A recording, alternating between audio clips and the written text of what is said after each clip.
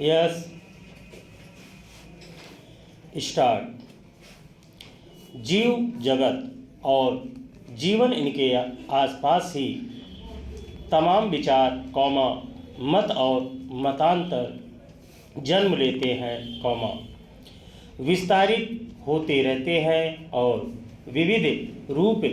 स्वरूपों में दुनिया के लोकमानस में दर्ज हो जाते हैं ये विविध विचार और मतांतर निरंतर कालक्रम के अनुसार लोक मानस की स्मृतियों में उदित या अस्त होते ही रहते हैं जगत में व्याप्ते अनेक मतांतर में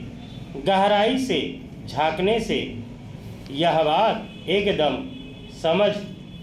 आने लगती है कि अलग अलग मनुष्य अपने आसपास को कैसे देखते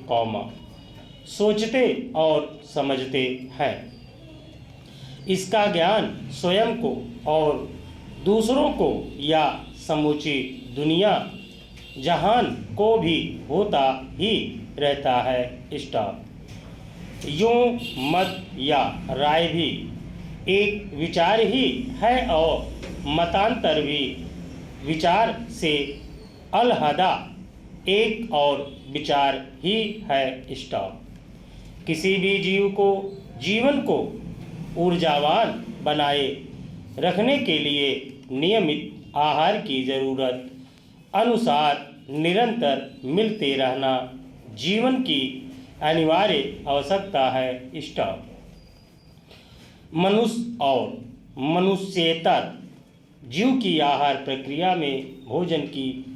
प्राकृतिक श्रृंखला एक समान है। जलचर, नभचर और थलचर तीनों श्रेणी के जीव अपनी प्राकृतिक आहार श्रृंखला पर ही मूलतः निर्भर है इसके बावजूद मनुष्य समाज ने आहार श्रृंखला में इतने अधिक मतांतरों की रचना की है वह यह मनुष्यों के आहार क्रम के इतिहास का एक अलग और अनोखा आयाम है मनुष्येतर जीव जो स्वतंत्र है उनका जीवन प्रकृति में जो भी उनकी आहार श्रृंखला के रूप में उस जगह उपलब्ध है कमोबेश उसी पर उनके समूचे जीवन काल में आहार की प्राकृतिक निर्भरता चलती रहती है अगर कोई जीव मनुष्य का पालतू साथी सहयोगी है तो पालनकर्ता मनुष्य जो आहार उन्हें खिलाता है उसी पर उन्हें निर्भर होना होता है पर दुनिया भर के मनुष्य अपने आहार को लेकर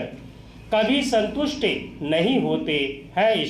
साथ ही दूसरे मनुष्य के खान पान रहन सहन पर अनेक प्रकार के सवाल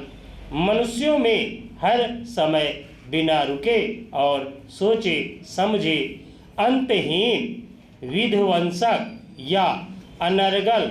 टीका टिप्पणियाँ जाने अनजाने चलती रहती है इसके उलट या अलावा कुछ ना कुछ नया करने और खोजते रहने की एक अंतहीन और अनोखी श्रृंखला भी मानवीय चिंतन प्रक्रिया में साफ दिखाई पड़ती है मनुष्य एक तरह से अपनी अनियंत्रित मनमर्जी का मालिक है मनुष्य अकेला ऐसा प्राणी है जो अकेले अपने पोषण के लिए ही महज आहार नहीं करता अपनी रुचि स्वाद और हैसियत के आधार पर भी स्वयं का आहार तय करता है और मन को संतुष्टि करने के लिए भी आहार ग्रहण करता है स्टॉक। मनुष्य की आहार प्रक्रिया में ऐसा भी कुछ नहीं है कि हमेशा वह भूख लगने पर ही खाएगा स्टॉक।